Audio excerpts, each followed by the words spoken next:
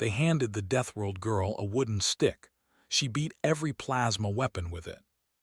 The first plasma shot burned a white line across the floor beside Tessa's boot. Oryxen had his hand over the safety cut before the echo died. He ran the trial from behind armored glass, and the wrong detail was already bothering him. The human girl was watching the shooter's feet, not the weapon. Before the morning cycle, the human exchange cadet from a Class 11 Deathworld had been handed a wooden stick and marked remedial, while plasma weapons armed the cadets around her. Now that same stick was in both hands as another bright line snapped across the lane. Tessa Rowan did not duck late. She did not flinch early. She shifted half a step, checked the floor under her heel, and looked past the muzzle again. The armed cadet saw the same thing Oryx saw. A small human with no shield link, no powered armor, no targeting aid, no reason to be standing that calmly inside a live-fire lane. He raised the carbine. Tessa moved toward him. Oryx's throat veins locked upright. The carbine gave its warning chirp. The ceiling shutters armed. Oryx's thumb pressed against the cut control, ready to kill the shot if the line crossed Tessa's center mass. The cadet shifted left to keep his lane open. Tessa changed angle with him. The dark cord on the stave's grip brushed her wrist. She let the stick hang low, almost careless, while the carbine's vent glow climbed. Oryx checked the range display. The weapon was inside limits. The shooter's stance was stable. Tessa had room to retreat. She did not. A hot line snapped past her shoulder and struck the wall pad. Ceramic dust hissed into the air. Tessa took a short step forward, then another, keeping the stave between them without trying to block the beam. The shooter backed up. That bothered Oryx more than the shots. The carbine had the range, the cadet had the training, the human had wood. Yet the armed cadet was giving ground. Tessa still did not look at the muzzle. She looked at his front knee. The weapon began to charge again. Oryx's thumb settled harder against the safety cut. And Oryx suddenly knew that if he stopped the bout now, he would never learn what she had seen. Keep that image in mind.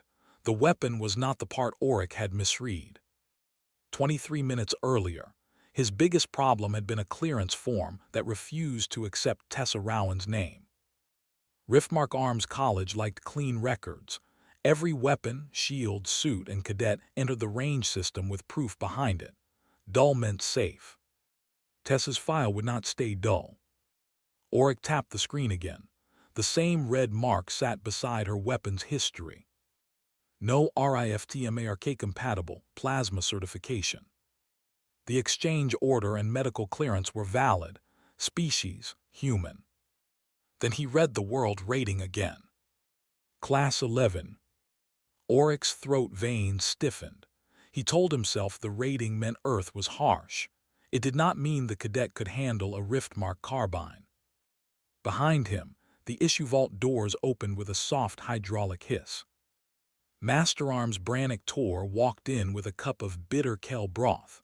2 fingers rested against the weapon rank mark at his throat, his habit when doctrine seemed certain to solve a problem. "You found the human," Brannick said.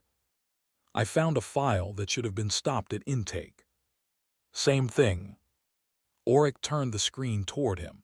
No compatible plasma hours, no shield sync record, yet someone placed her in live certification. Brannick read the red mark, Exchange Office. That is not an answer. It is often the cause. Brannick set down his broth and scrolled through Tessa's record. He paused on the human training notes, but only for a moment. Most of the entries were broad enough to be useless. Staff drills, emergency control work, close-range practice, field recovery. Nothing matched Riftmark's weapon systems. "That settles it," Brannick said.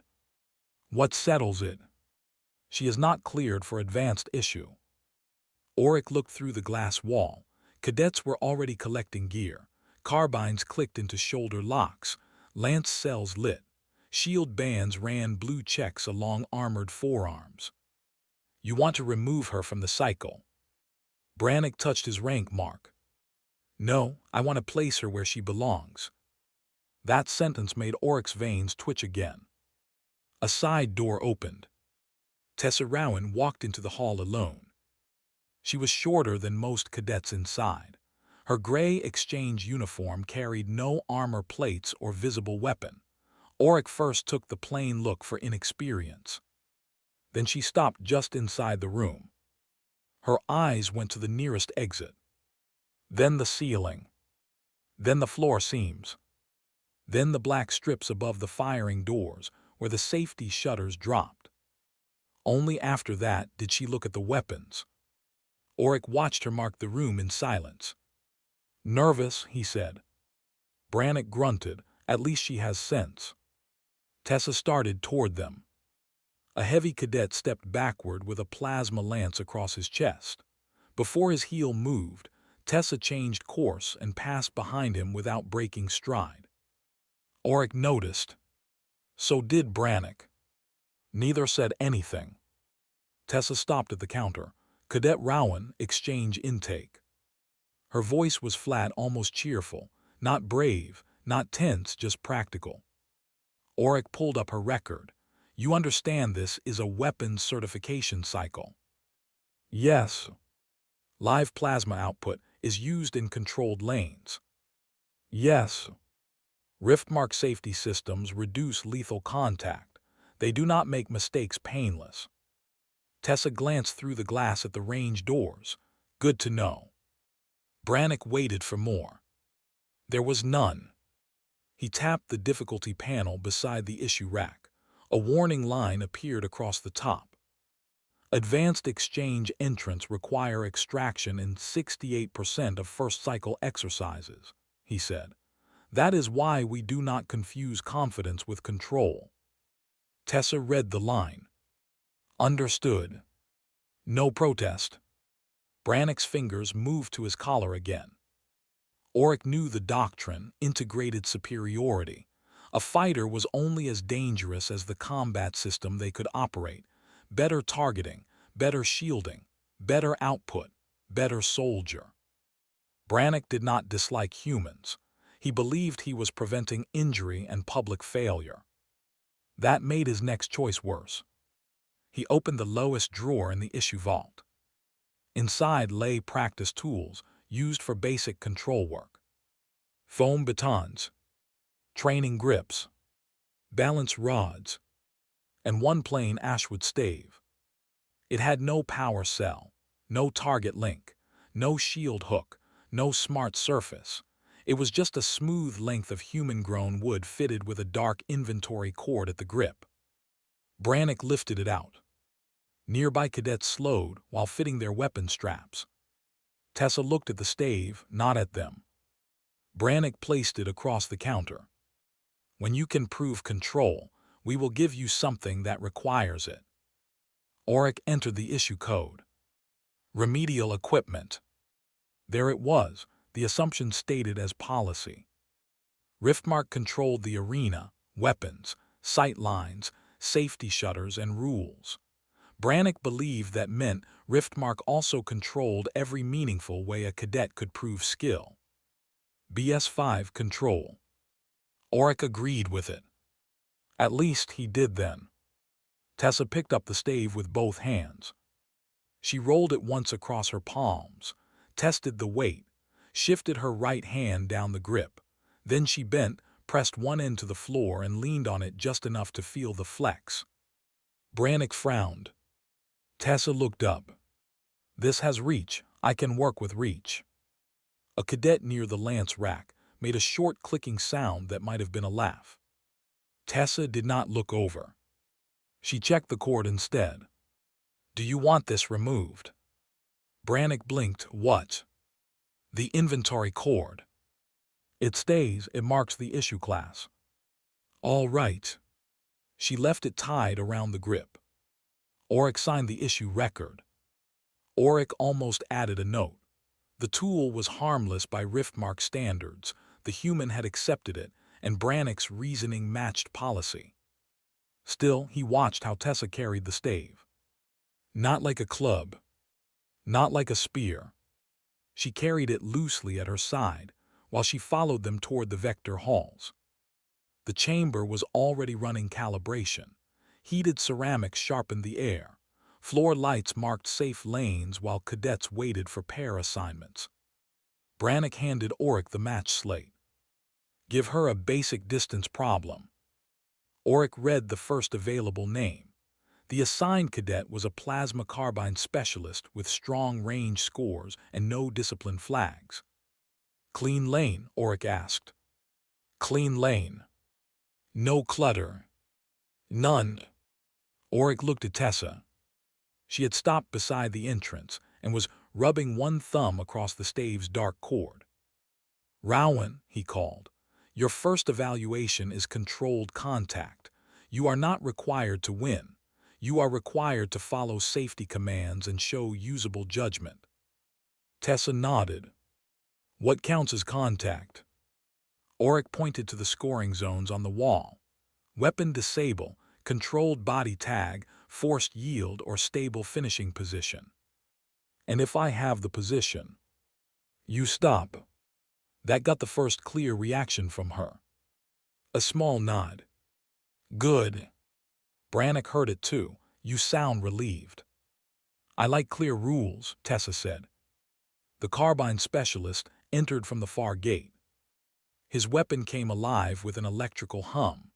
Blue light settled under the barrel. He looked at Tessa, then at the wooden stave, then toward Brannick. Is this a calibration bout? It is an evaluation, Brannick said. The cadet's posture changed. Not much, just enough. Auric saw the contempt arrive. Tessa saw it too. She walked to her start mark and set the end of the stave on the floor for a moment. Auric opened the control panel. Safety shutters green, medical team ready, lane field stable. The human file still said, no plasma certification, no riftmark combat history, remedial issue. Everything on the screen agreed. Brannick folded his arms. Begin. The carbine rose. Tessa lifted the wooden stave. And Auric's throat veins started to rise before either of them moved. The specialist stepped sideways instead of firing. Tessa matched him. At this range, novices usually rushed or backed away until the wall chose for them. Tessa did neither. She changed the distance by inches, making the carbine user reset his feet before the muzzle could settle. The first shot came low. Tessa moved after the trigger began. The beam crossed where her leg had been. She did not block it. She used the recoil pause to step inside the next clean angle. The cadet corrected. Tessa was already there. The stave touched the carbine's vent housing with a dry knock, not hard, just enough to turn the barrel offline. He pulled back to reset. Tessa slid the stave across his forearm guard and stepped beside his lead foot. Auric saw the ending first. Tessa had a clean strike under his arm. She did not take it. She stopped the wooden tip against the center of his chest armor.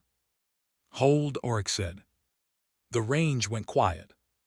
Tessa lowered the stave at once. Auric checked the telemetry. No shutter fault, no tracking lag, no bad packet. The system had worked exactly as designed. That lane favored her, Brannick said. It was standard. The cadet expected a ranged response. Tessa was already returning to her mark when she looked toward the booth. Do you want me to do it again? No smile, no edge. Brannick touched 2 fingers to his collar mark. Yes. He pointed toward the next chamber. Open floor, longer sightline, different platform. The carbine specialist left without speaking. Tessa watched him go. His recovery step is narrow. You are being evaluated, Brannick said. I know. Then worry about your own errors. All right. The second vector hall had no cover. A plasmalance specialist waited across a bright ceramic floor with the long weapon braced against one shoulder. No clutter. No surprise. No excuse. Auric reset the safety grid, while Tessa pressed one end of the stave to the floor. "What are you checking?" he asked through the booth speaker. "Grip. That is wood." "Yes." The start tone sounded.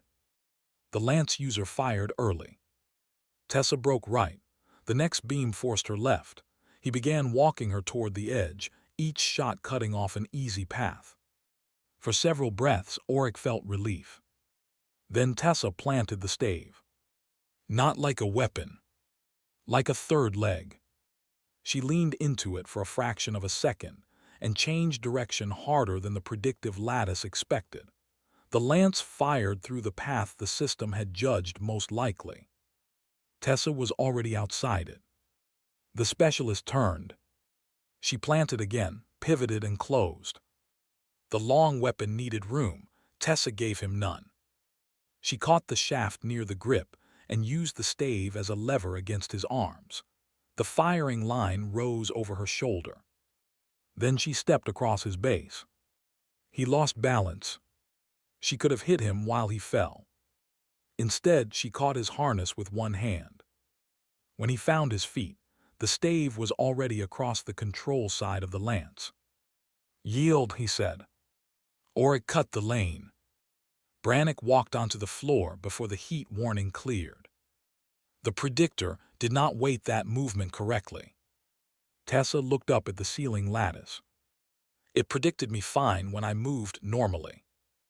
Brannick frowned and I stopped moving normally. The lance specialist looked at her. Brannick's hand rose toward his collar, then stopped halfway. "Was I supposed to keep doing what it expected?" Tessa asked. No one answered. Auric opened the force log. The readings were too small. In the carbine bout, Tessa had reached a legal strike and removed it. Here, she had gained leverage across the specialist's arm and eased pressure before he hit the floor. She was not only finding winning positions.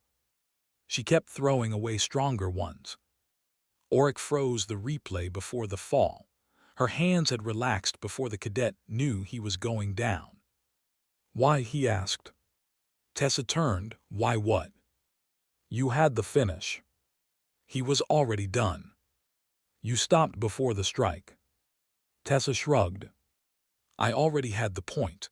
Hitting him would only make it louder." That changed Auric's question. Not how she kept winning. Why she kept choosing less force each time she did. Brannick returned to the control station and brought both fights up side by side. Different weapons, different conditions, same result. "She is reading the operators," he said. Auric looked at him. "That is not the same as defeating the platforms," Brannick added. "No. Then we test the platforms as a system." Auric knew what he meant. A pair. Within exchange rules. She has only completed individual evaluations. She completed them. Brannick touched his collar again, opened the next hall. This was no longer about proving the human could not use plasma. It was about proving plasma still defined the fight. Two cadets entered the next chamber.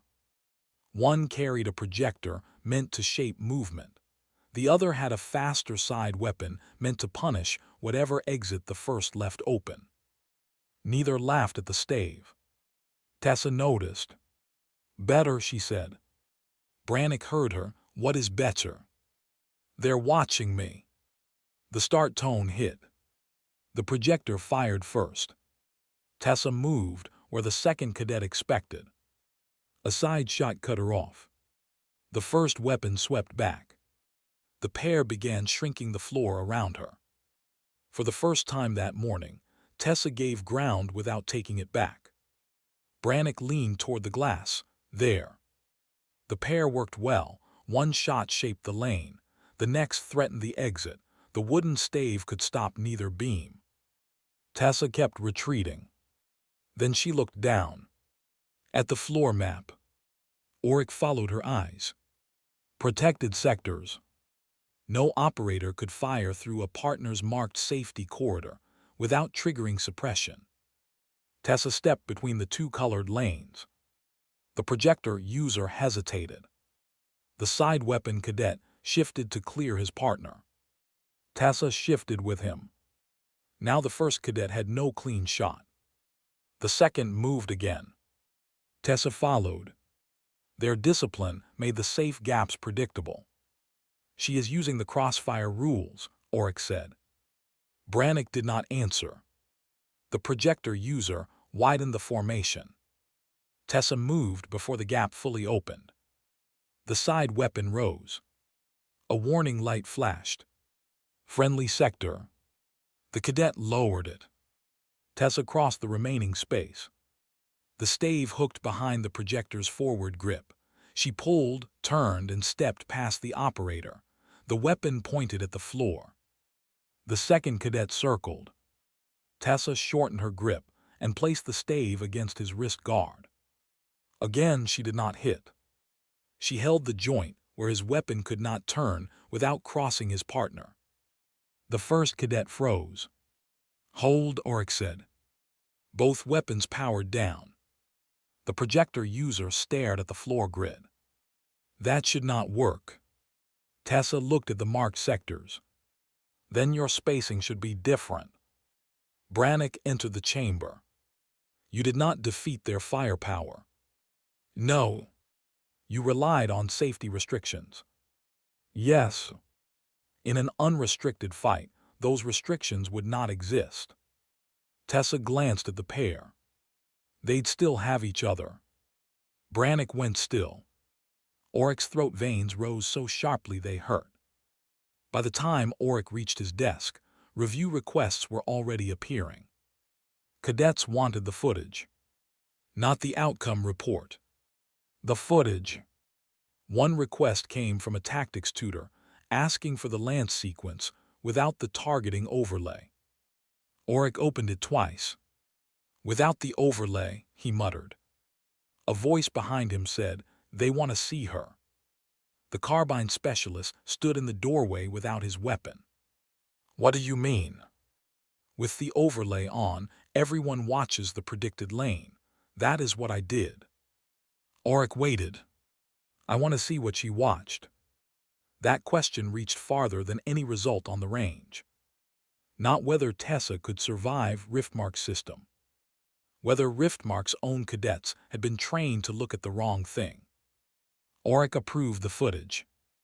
Later, senior cadets filled a small practice room with their targeting feeds switched off. Their first attempts were poor, footwork broke, several glanced at dead displays from habit. Brannick stood in the doorway. "This proves nothing." Oryx watched the first carbine specialist repeat Tessa's entry. He missed it.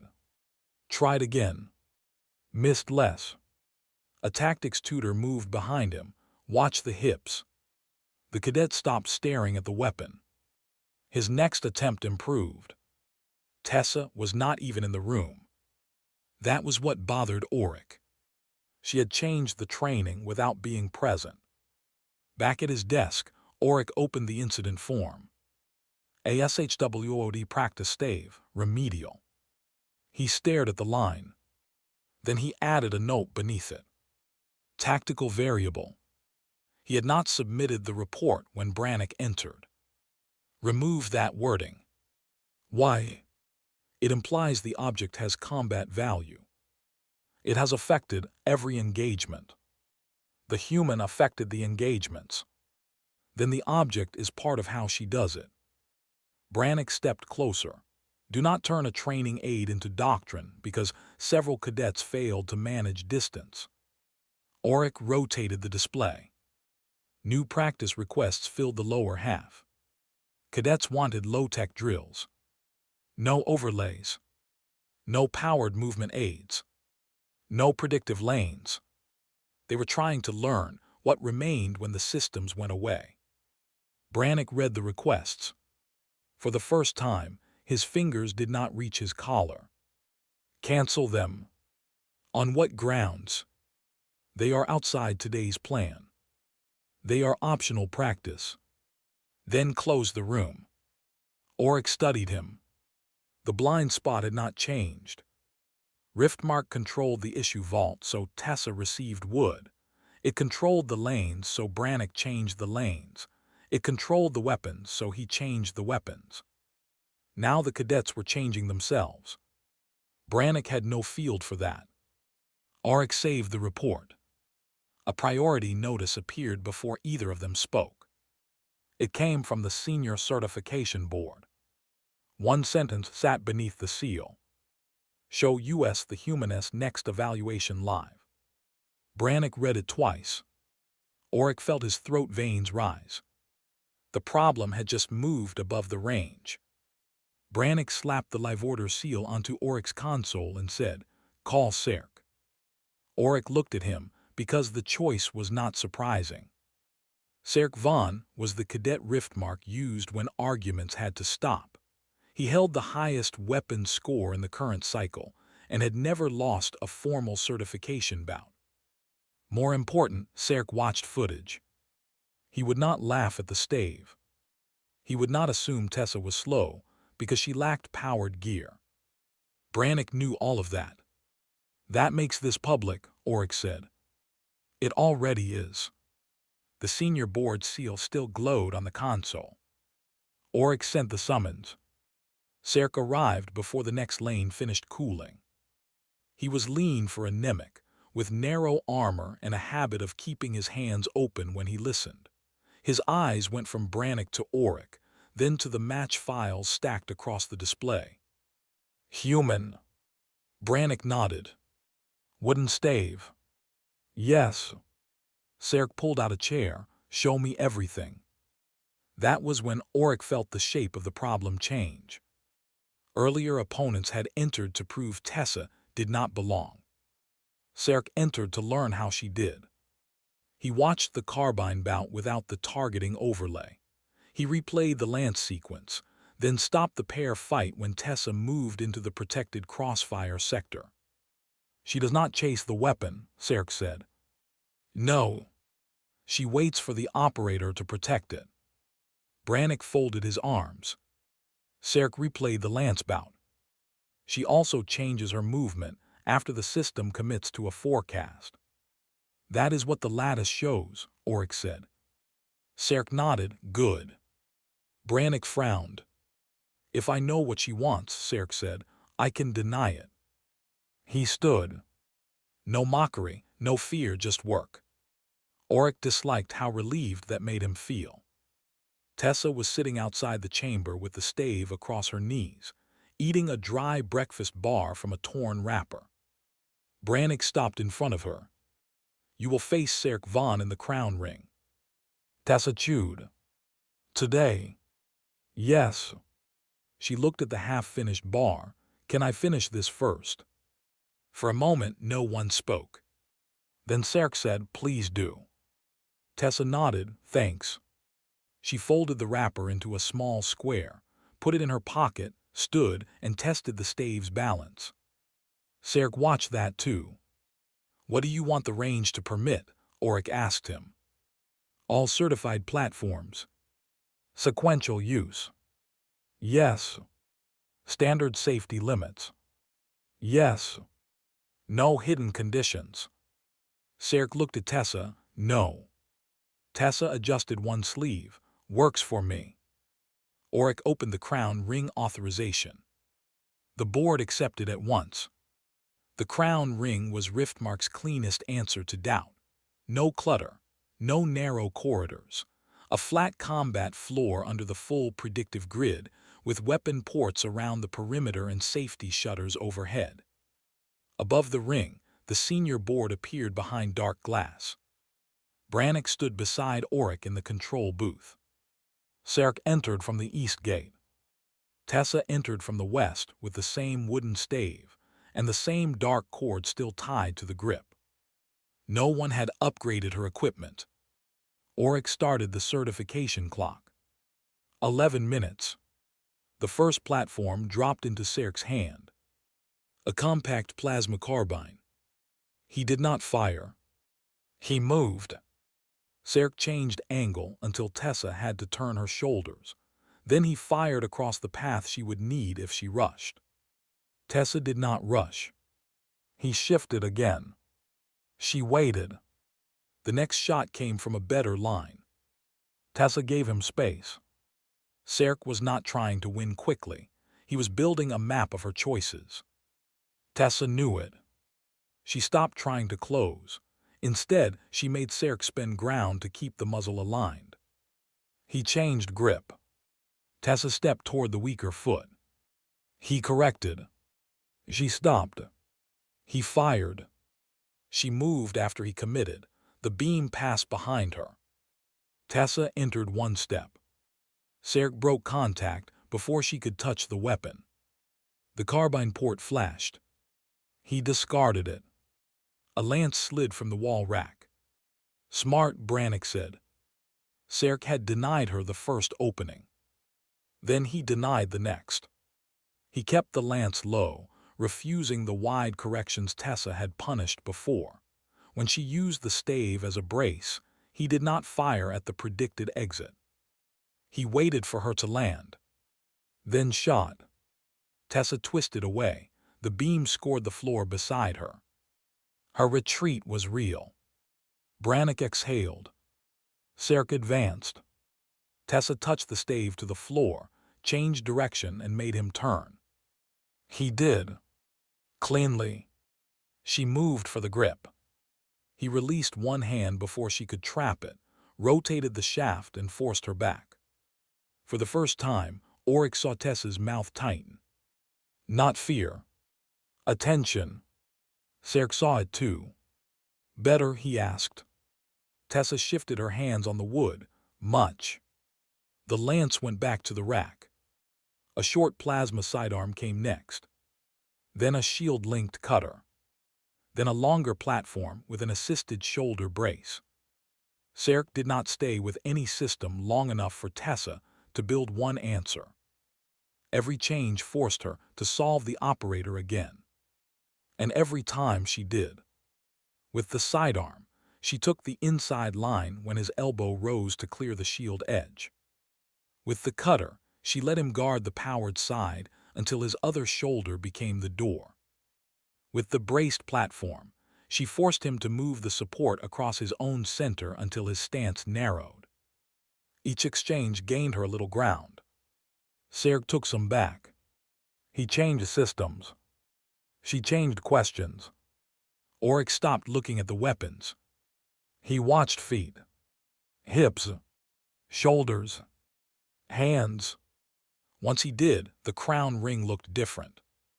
The plasma was still dangerous, but it was no longer the whole fight. Serk called for the next platform. Nothing happened.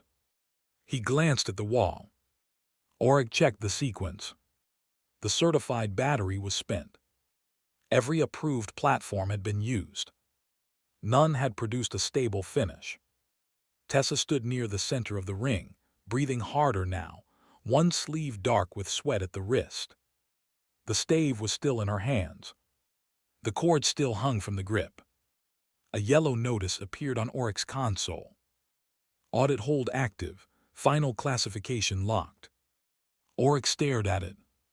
He had not requested a hold. Neither had Brannick. The board had begun judging something larger than the bout before the bout was over. "What is that?" Brannick asked. "I don't know yet." Below them, Serk looked at the empty weapon ports. Then at Tessa. "You planned for transitions," he said. "I planned for you." Serk's expression changed. He lifted one hand. Adaptive guard. Brannick turned sharply. "Serk. I'm still inside certification." The wall opened. The final assembly came out as a shielded plasma frame built for close pressure. It covered the weapon's side, supported forward movement, and punished anyone who attacked the grip. Brannick's fingers settled against his collar again. This was his answer. Not more range. Not more output. Control. Serk locked the guard over his arm. The field came alive. Tessa rolled one shoulder. Serk stepped forward. Tessa backed away. He stepped again. She gave him more floor. Brannick whispered, "There." Auric did not answer. Serk accelerated. The adaptive guard stayed between them. No loose elbow, no exposed coupling, no wide correction. He had stripped away every opening the earlier fights had taught her to use. Tessa retreated. The edge warning lit behind her. Serk drove forward. Tessa planted the stave outside his lead foot. Not hard. Just there. Serk shifted to crush past it. One of Tessa's hands slid down the wood. The other turned. The stave caught the lower weapon housing, while Serk's own push loaded his weight onto the wrong side of his stance. Tessa stepped away from the pressure instead of meeting it. The guard dipped. Serk tried to recover. She turned his momentum past her. The plasma frame struck the floor. Tessa followed it down with the stave across the control joint. Serk's weapon arm locked against the surface. The free end of the stave stopped beside the gap under his jaw guard. Auric hit the safety cut too late. No strike came. Tessa was already still. Serk tested the trapped assembly once. It did not move. He looked at the open line she had chosen not to use. "Yield," he said. The crown ring went silent. Brannick did not touch his collar. Auric stared at the telemetry. The system had marked a finishing strike before Serk hit the floor. Then the line vanished. Tessa had changed the angle herself. She had removed the hit from her own sequence. On purpose. Auric enlarged the trace. The board glass above him turned clear. Faces leaned toward the same data. Brannick finally spoke. "She had the strike." "Yes." "She gave it up." "Yes." Below Serk stood.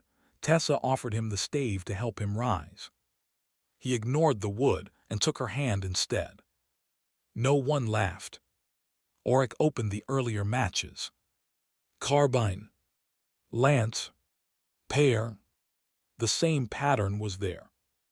Winning contact available. Force reduced. Control kept. He had treated restraint as a side effect. It was not. It was the proof. A new message replaced the yellow hold. Preserve all telemetry. Do not issue final certification. A second line appeared beneath it. Full doctrine review required before classification. Brannick went pale around the throat. That is unnecessary.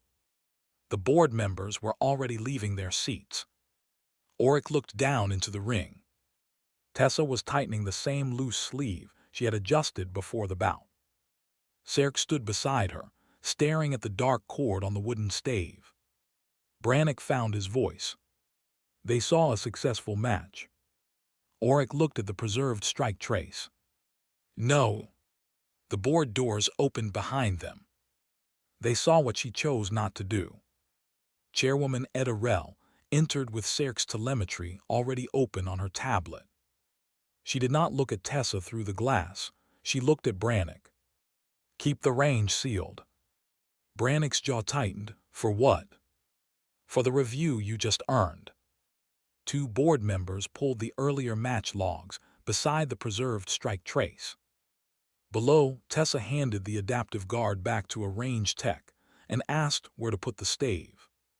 "No rack," Auric said over the speaker. She looked up. "Keep it with you." "All right." She tucked the wood under one arm. The dark cord brushed against her sleeve. Brannick heard the order. "It is still remedial issue." Chairwoman Rell turned toward him. "Then the remedial issue just cleared your highest cadet."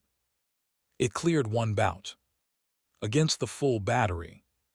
Serk changed platforms too often. He gave her transition windows. Serk stepped into the booth from the side stairs. "I changed because staying with one platform gave her more time." Brannick looked at him. Serk unlatched his forearm guard and set it on the desk. "I studied every recording. I denied the entries that beat the others. She stopped using those entries. That proves adaptation, Brannick said. Yes. The word landed harder than an argument. Rel moved the strike trace forward until the instant before Serk hit the floor. A thin line marked the attack Tessa could have finished. Then it bent away. Who removed this? She asked. Auric answered, Rowan. Safety system. No. Range suppression. No. Tessa Rowan chose not to strike. Yes. Brannick stared at the screen. Rel opened the earlier logs beside it. The same pattern appeared in each, a finish available, then less force chosen. Serk leaned closer. She was doing it before I entered the ring. Brannick said nothing. Rel turned to him. Your report called her low threat. The classification did. You signed it. Based on equipment compatibility. Exactly. The room went quiet except for the faint tick of the cooling system. Rel tapped the remedial issue record. Masterarms explained the logic. Brannick's answer came quickly. He had taught it for years. Advanced combat requires advanced systems. A cadet who cannot operate those systems cannot be ranked with those who can. And if the systems fail, they are trained for degraded function. Without targeting. Yes. Without shields. In advanced modules. Without powered weapons. Brannick paused. Rel waited. He touched his collar mark. Then his hand dropped. Not as a core measure. Auric saw the exact place the doctrine stopped protecting him. Not in the crown ring. Here. At a desk. Rel turned to Serk. If every system on that rack failed, what would remain? Serk looked through the glass at Tessa. His hands settled on the console. I don't know. Brannick's eyes closed for a moment. Rel said, now we have a useful result. She ordered a formal recess. No one left. Auric poured the last of his morning broth into a paper cup. It had gone cold and left a bitter skin across the top. He drank it anyway. Beside him, Tessa's incident report waited unsigned. He added the preserved telemetry tag. Then he stopped at the old issue line. Remedial equipment. He did not change it. Not yet. The board reconvened with the range still sealed. Rel stood at the center console. Finding 1.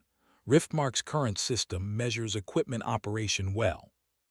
Brannick's mouth tightened. Finding 2.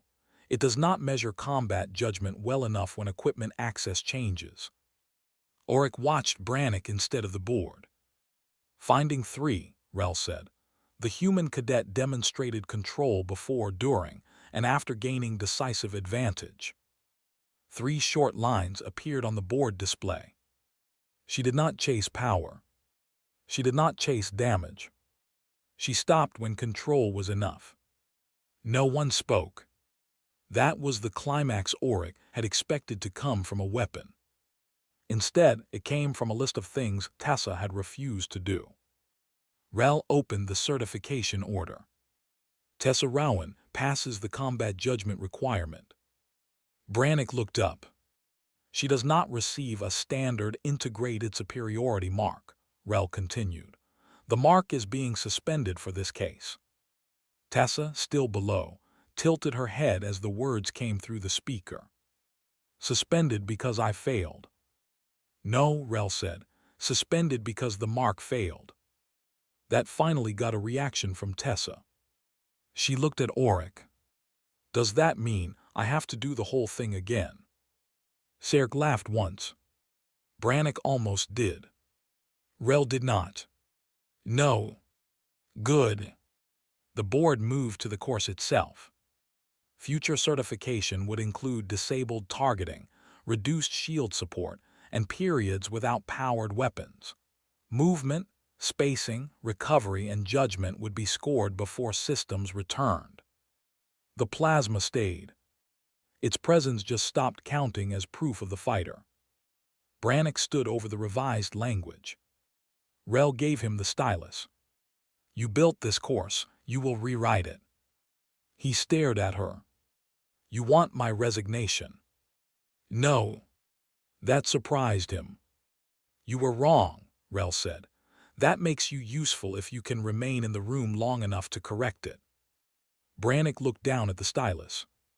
His fingers moved once toward the insignia at his collar. They stopped. Then he took the stylus. Auric watched him delete the first line of integrated superiority. Not the whole doctrine. Only the claim that equipment rank defined fighter rank. He replaced it with a requirement for independent judgment under system laws. The room did not cheer. No one wanted to. Serk read the new test conditions and said, "When do I take it?" Brannick looked at him. You already passed. No. Serk nodded toward Tessa. I passed the old one. Brannick studied his best cadet. Tomorrow. Serk gave one sharp nod. There was the post-climax problem, small but alive. The first person touched by the new standard was not Tessa. It was Serk. Auric's tactical variable note entered the permanent review packet. Rel pointed at the line. ASHWOD practice stave, tactical variable. Keep that wording. Tessa, standing near the door with the stave on one shoulder, glanced at it. It's just useful wood. The next morning, Brannick opened a training hall before the normal weapons cycle. Serk arrived first. Then the carbine specialist. Then the lance cadet. The pair came together. No one carried powered gear. Tessa walked in holding the same ashwood stave. Brannick handed her the instructor slate. She looked at it. What do you want me to teach? Whatever you were seeing. That's vague. Brannick's throat veins flattened. Auric nearly laughed. Brannick pointed toward Serk. Start with him. Tessa set the slate down. She walked to Serk and nudged his front boot with the stave. Too narrow. Serk adjusted. Again. He moved. She tapped the floor beside his heel. Still narrow. The others watched his feet. Not his hands. Not the dead displays on the wall. His feet. Auric stood beside the door and watched the first lesson of the rewritten course begin. No speech marked it. No board member attended. Brannick corrected one student's shoulder position, then another's recovery step. He did not touch his collar once. At the end of the session, Rel returned with the final certification sheet. Tessa signed it. The classification box no longer asked what weapon tier she could operate. It asked what level of judgment she retained without system support. Her mark sat at the top of the page. Brannick signed beneath it. Then he held out his hand. Tessa gave him the stave. For the first time since the issue vault, Brannick looked at the dark cord before he looked at the wood. Do you want this back? He asked. Tessa checked the wall clock. Am I done with it? Yes. Then no. She adjusted her sleeve. Can I get breakfast now? Rel looked away to hide a smile. Brannick gave the smallest nod. Yes, Cadet Rowan. Tessa left. The door shut behind her. For several seconds, every armed cadet in the hall stayed quiet. Brannick carried the stave to Auric's desk. What happens to remedial issue after certification? Normally. Yes. It goes back to storage. Brannick looked at the cord. Not this one. Weeks later, Auric received an archive transfer request. The wording was dry enough to sound harmless. Low Technology Control Reference, Foundational WEAPONS Curriculum. He checked the attached image. Ashwood stave.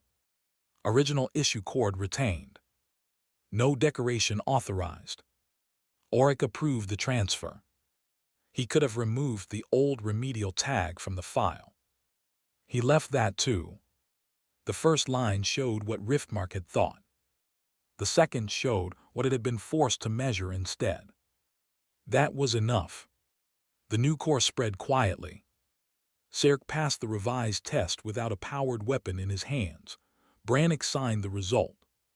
Tessa missed the ceremony because she was teaching another class with its targeting displays switched off. Auric visited the archive at the end of the cycle. Cold white strips lit the weapon cases.